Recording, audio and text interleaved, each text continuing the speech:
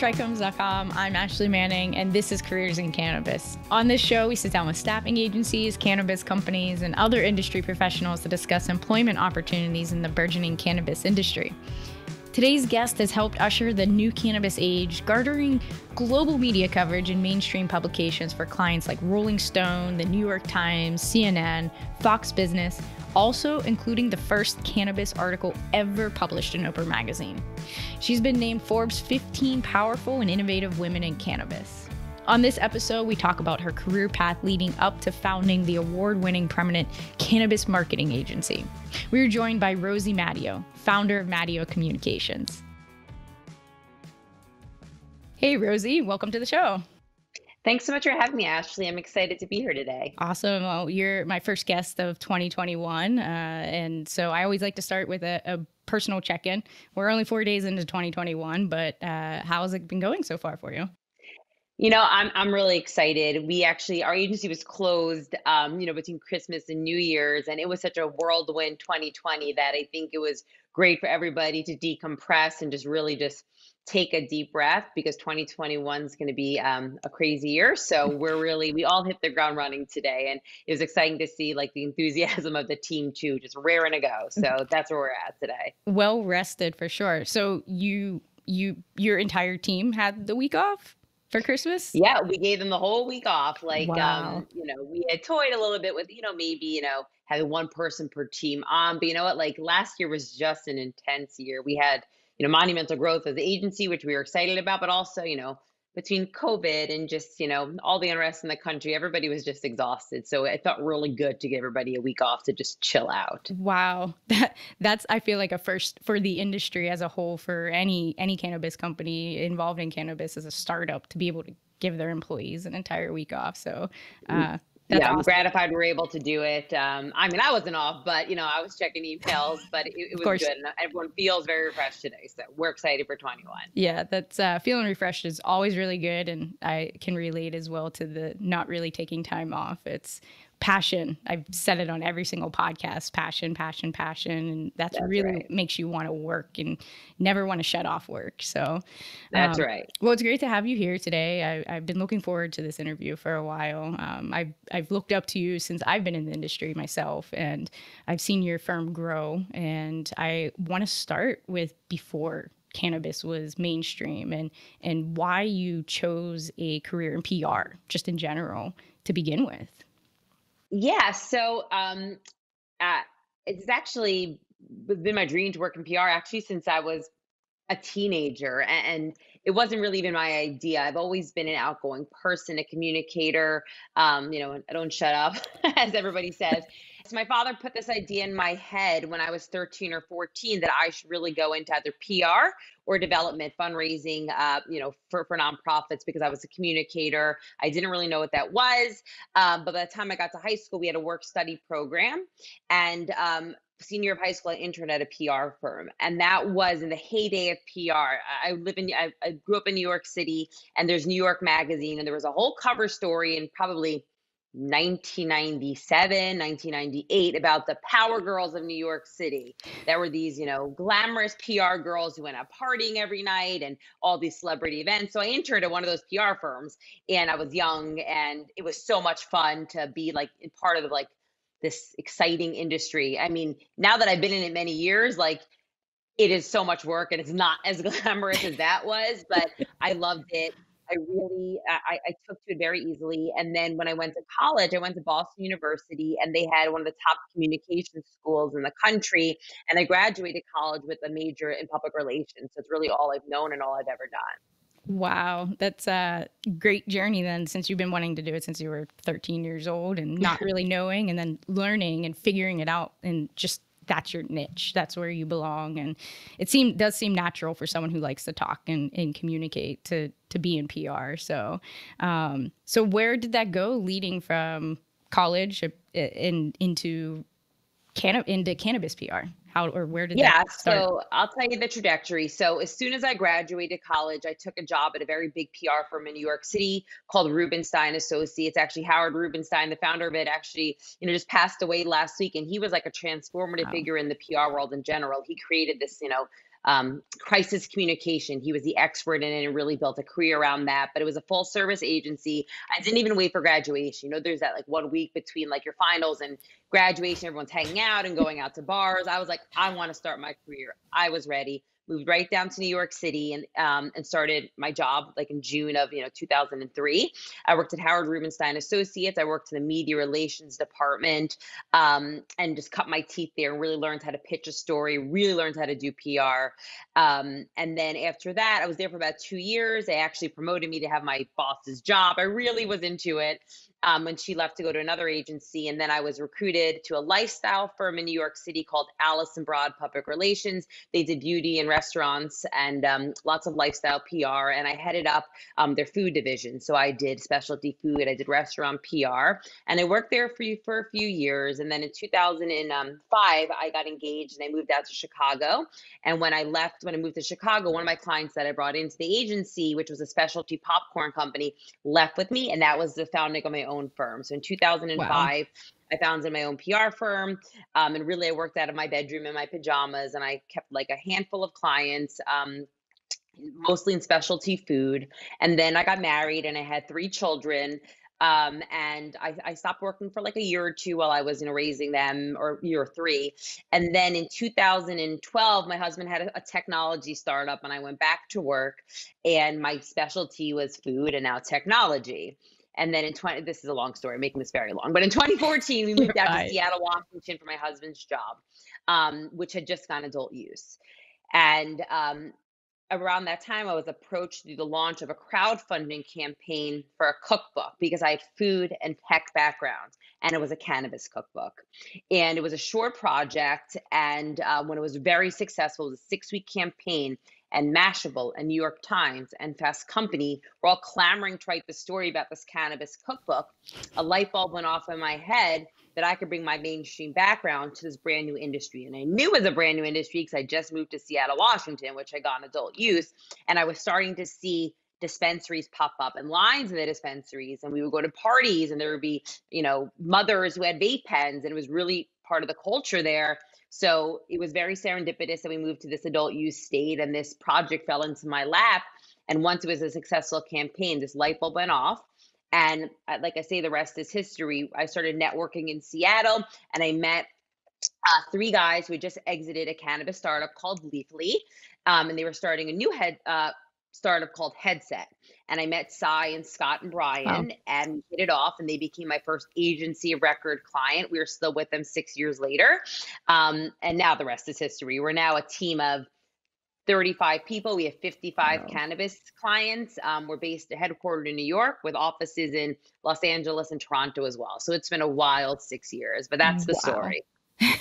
Well, were you It's been afraid? crazy. Were you afraid to take on cannabis clients? Given your current client list, could that put you at any judgment for other Well, companies? Well, they're calling me an entrepreneur now. I never considered myself one. They say part of one of like the characteristics of like an entrepreneur is just being a little crazy, right? So I actually didn't think about it at all. I thought it was really cool. The nice thing was I was a sole practitioner. I had no bosses, I had no investors. I could really make decisions for myself, and I just thought it was cool. I saw the opportunity, but there was definitely some moments of, is this the right fit? I'm a mother. At that point, I was a mother of 4 young daughters. My youngest was like 6, and my oldest was 6. My youngest was baby, and my husband was working in finance, a pretty buttoned up, Wow. you know, career. And I would be posting on Facebook, my weed client in this magazine. And, it's amazing how like it's changed because, in the beginning he was like, Rosie, maybe you don't want to talk so much about like weed. Your mother, I'm in finance. And then, 4 years later, we were moving back to New York City. He was interviewing for jobs in New York.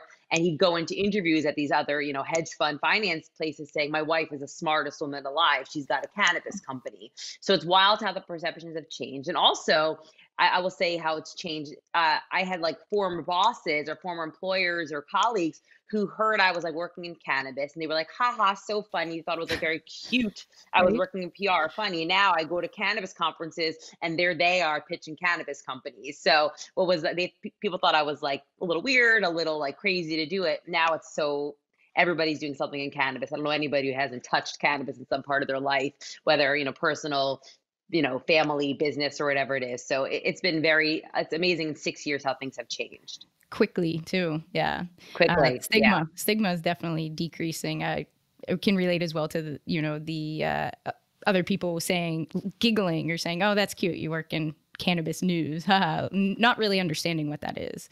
Right, exactly. It's amazing. Now they're like, "Oh my God, you're like everybody wants you're the most interesting person at a cocktail party Yeah. now," right? So I always think that's funny. Now it's tell me who should I invest in? What should I do? What's Exactly the best right. stocks? What's the product? What's this? What's that? And I love it though. I don't mind being asked that, and I like seeing it come around more mainstream. Yeah, me So too. It is very gratifying. It really is. one of my questions was to you was going to be, how were you able to gain the trust of an emerging industry? But it sounds like the industry came to you. Is that accurate? So, yeah, I would say like the most like gratifying part, I use that word a lot because I'm very grateful for the position that we're in today, is that our business was built on referrals. It really was.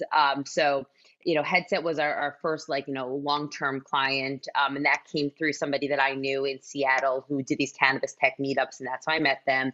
And then, Cy and Brian Scott had such great reputations. So, as their star was rising and we were getting them placed in Bloomberg and in, Fast Company or whatever it is, people started asking them, who's doing your PR? And then we started working with Botanica, which was like Mr. Moxie's Mints in Washington. Mm-hmm. And one thing led to another. And then we met the people from Candescent, and it's really all been word of mouth. And even, we met you through CannaSafe. That came through the head of sales from LeafLink, a client of ours who recommended us to Aaron. So it's really, really all been word of mouth. We don't even have like referral agreements with people very often because it just comes to us. And it just because we built ourselves on a reputation. To me, my reputation is everything. My name is actually on the door, right? So, we only take on clients where we think we can do a great job. And that's really how it's grown. So it's all been word of mouth. And for that, I am, like I said, eternally grateful.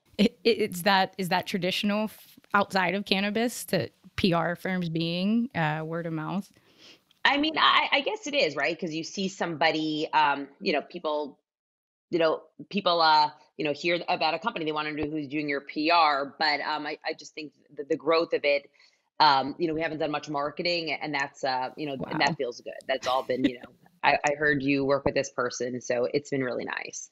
That's again great to hear that type, word of mouth. I personally feel like it's this industry in particular, it's all in referrals, relationship making. Yes. Because it's very niche, it's very small compared to mainstream industries, and you can quickly ruin your reputation, as well as fast as you gained it as well. It's very true, by the way. It is such a small community. And even said, like, I was talking about this with somebody yesterday, MJ BizCon, which we didn't get to go to this year because of COVID. I remember the first year I went, it was in the basement of the Rio Hotel in Las Vegas, maybe 3,000 people there, maybe.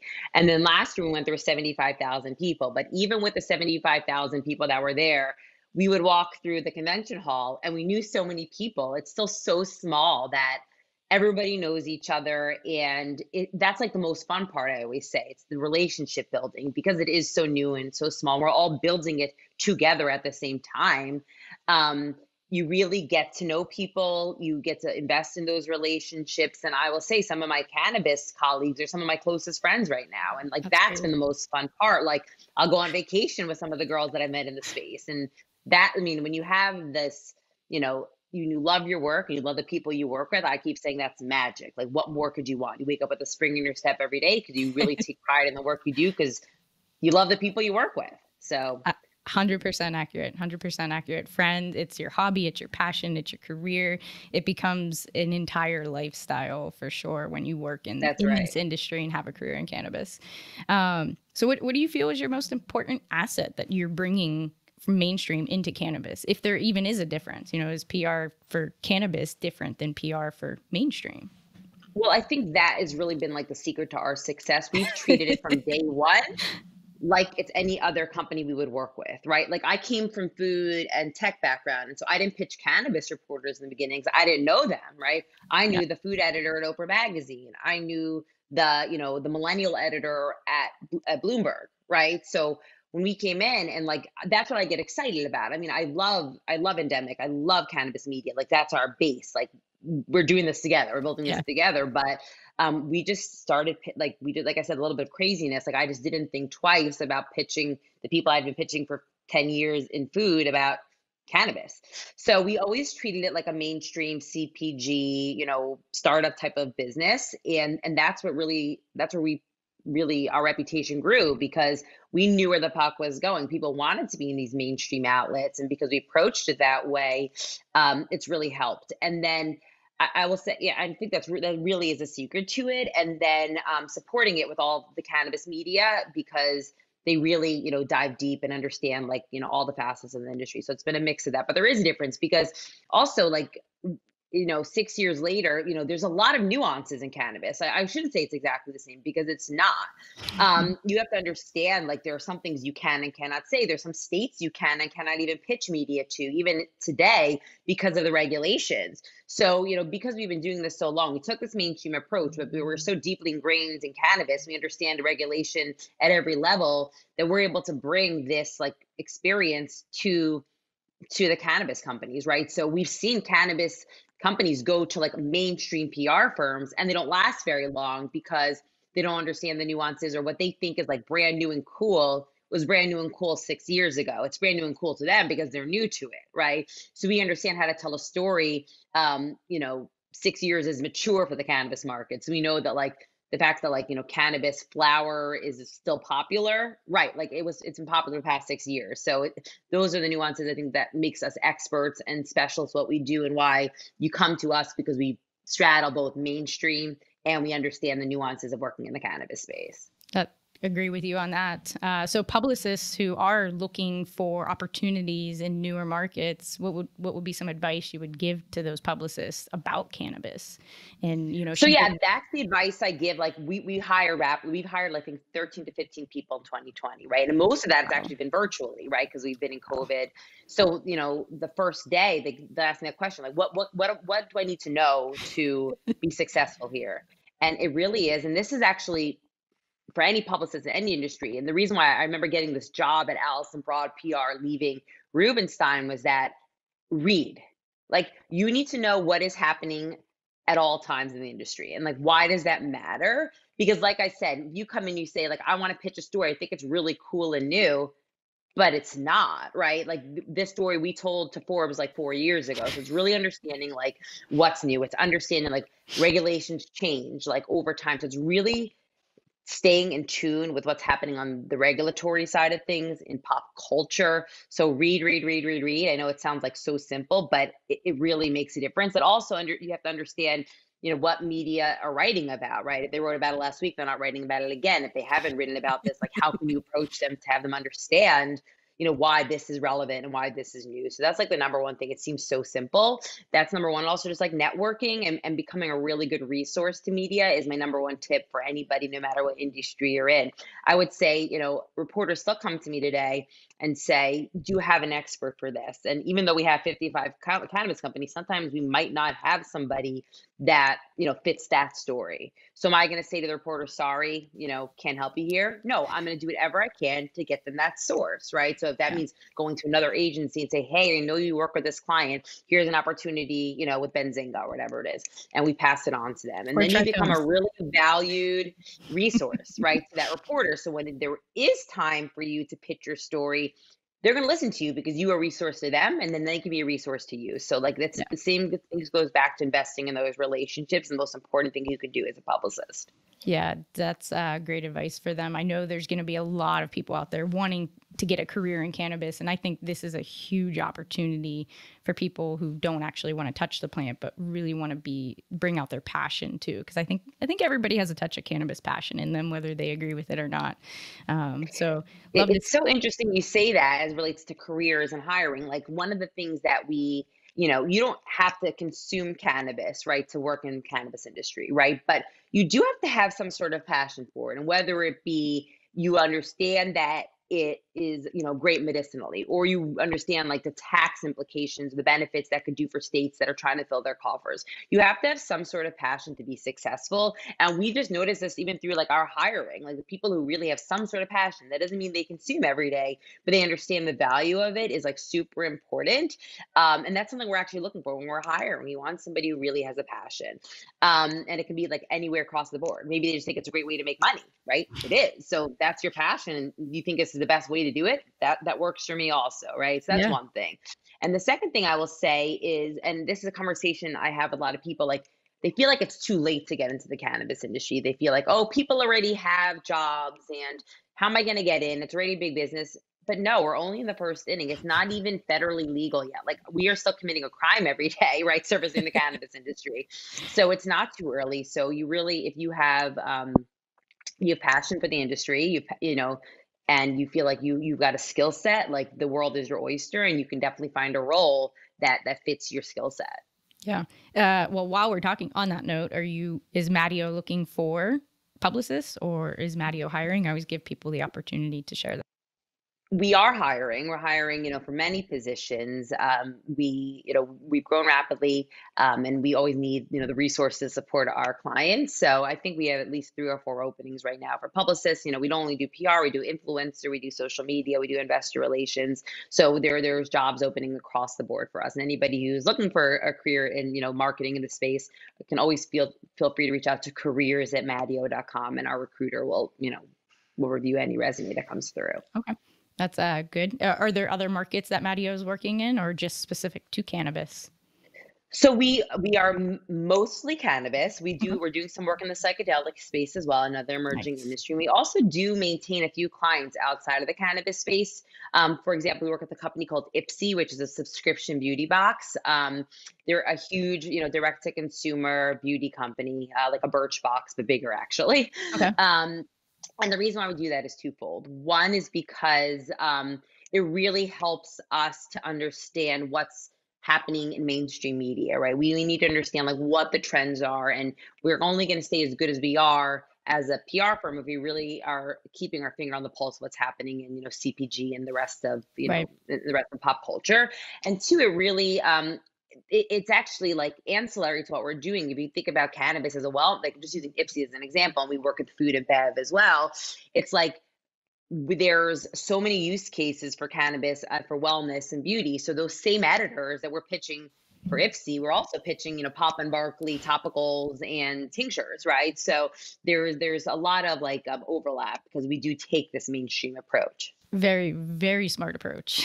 I agree, Yeah, especially once it becomes federally legal. right. You're gearing people up to be ready for that as going to mainstream publications and PR. They want to know before they put someone on Good Morning America or CNN. They want to know that that company is well rounded and ready for that, and that's what you're preparing them for.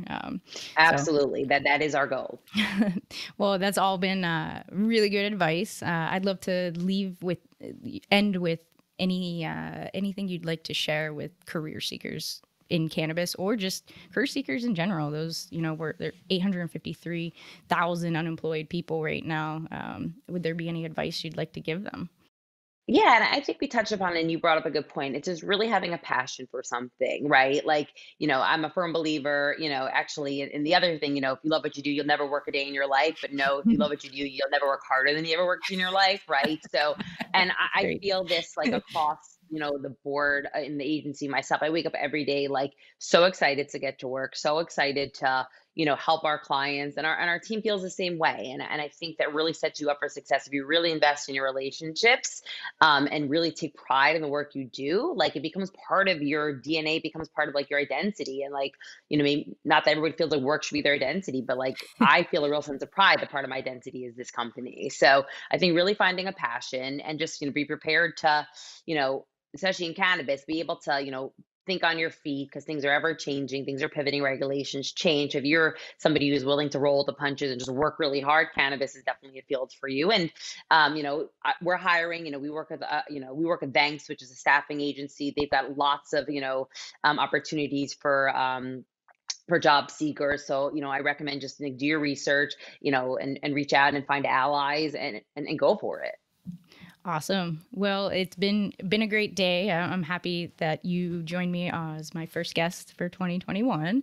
Thank you so much for having me. This is a great way to Yes. kick off the year. I Yes. love having these conversations. So thanks for thinking of us. You're welcome. Nothing like coming into the office first thing Monday morning after a week off and jumping into a podcast. So I really appreciate your time. I love it. Thank you. My thanks again to Rosie Mattio for being my guest on today's episode. You can follow our series Careers in Cannabis, as well as more great shows like this one at TRICHOMES.com. If you're a member of the cannabis community and you have a story you want to tell us, please reach out. You can reach the show by emailing careersincannabis@TRICHOMES.com. Please take a second to subscribe to the podcast and write a review. It really, really helps others to find the show. You can also join in the discussion with industry insiders by visiting trichomes.com and following us on all social media. For trichomes.com, I'm Ashley Manning. Thank you for listening and be well.